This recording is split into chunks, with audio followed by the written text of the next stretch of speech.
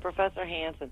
Being a professor, I'm wondering if you find that there is credence to the theory of widespread liberal indoctrination in the world of academia? That's a very common question, and in one sense there is, of course, because if you look at, say, the votes of the academic senate, I tallied some up about the Iraqi crisis, and I think it was 90-0, 85-4. Anytime an academic senate of a major California university, for example, weighed in on something they really don't have any control over, but as a voice of conscience, they were so one-sided as it was not even believable. What is an academic senate? An academic senate is the governing body of a university that's made up by its faculty representatives. And you would think that if the general public was 55-45 or 60-40, then that might be approximated in a university, not to be 99%. And there's other mechanisms that we can detect that. What sometimes faculty identify themselves as Republican or Democrat, and it's about 80-20 in all the surveys I've read. So is there an indoctrination? Well, it doesn't mean that just because somebody's very liberal that he's going to take those views into his classroom and try to indoctrinate people, but there's a greater likelihood that if somebody is already predisposed to do that, they will do a liberal indoctrination rather than a conservative.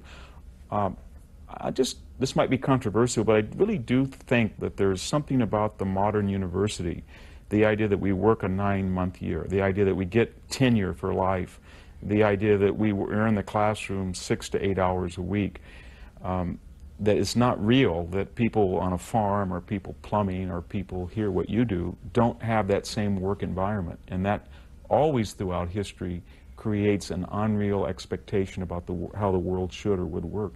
So we suffer more than liberal indoctrination. I think we suffer from utopian smugness or utopian arrogance that we can make the world operate on the same premises as the faculty lounge. And I think most of the time if professors would get out of the classroom and they would go build a house for a contractor, not their own, or they would go spend a summer wiring a house, or they would go spend a summer picking peaches, then they would see that the world is not necessarily the same place that they inhabit in the university, and they would be much more critical, self-critical, if they had to produce a budget, or they had to meet a payroll, or they had to craft their own business, or they had to pay workers' compensation insurance. I think it would be a very wonderful experience for the academic. Even perhaps looking at tenure again would be valuable. Go ahead, Santa Barbara. Hi, am I on the line? Yes. Okay. Can you explain to us what this is? I don't even know. Is it a photo? What is this on the front? You have to show it. I think it's burning books. Oh, it's burning books? Yes. And that but was it's from done, a campus? Yes. And the idea was that we looked very carefully at some of the trends in classics that were presented as liberal or ideologically progressive, and made the suggestion that they were in fact intolerant, unrealistic, not based on a close reading of ancient text. Follow up on the first question you had, I think, in this area about the educational system in the United States. I think it's one of our biggest problems, and I think the unionization of the educational system and a lack of school choice has really hurt the country and continues to hurt the country. I think it's one of the things we need to address. I'd like to have your thoughts on that.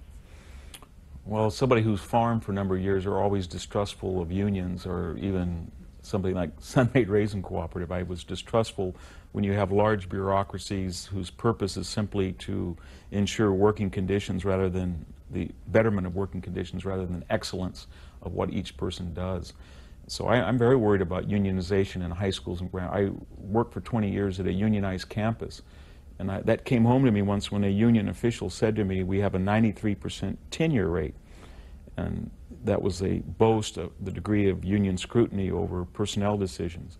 And I had met a lot of our assistant professors over the years, and believe me that that's not necessarily a recommendation of our university, especially when a person who is tenured, then if they have 1,000 students per year, can go on and affect 30,000 lives in a very negative way. So tenure, unionization of campuses, I understand that there's always this tension between administrators and faculty, but we've got to look at this way, look at this old problem in a very, very different way, and ask ourselves, as I said, these basic questions. Why does a university raise prices higher per annum than a business? Why does the university have this archaic tenure system that no other entity enjoys? Why does a university have this sort of ideological consensus, even though you have tenure, which is supposed to prevent it? And these are questions that the university is going to have to answer, because economically it's not sustainable. You're starting to see students that are questioning, other than the elite that always provide a prestigious degree that's directly translatable into larger salaries. A lot of the lesser colleges are understanding that students simply are going to say the emperor has no clothes. I'm sorry. Where did you go to school? I was an undergraduate at University of California, Santa Cruz, which had just recently opened. And my parents, being very practical agrarians, said the closest UC campus is Santa Cruz, and all three of you are going to go there.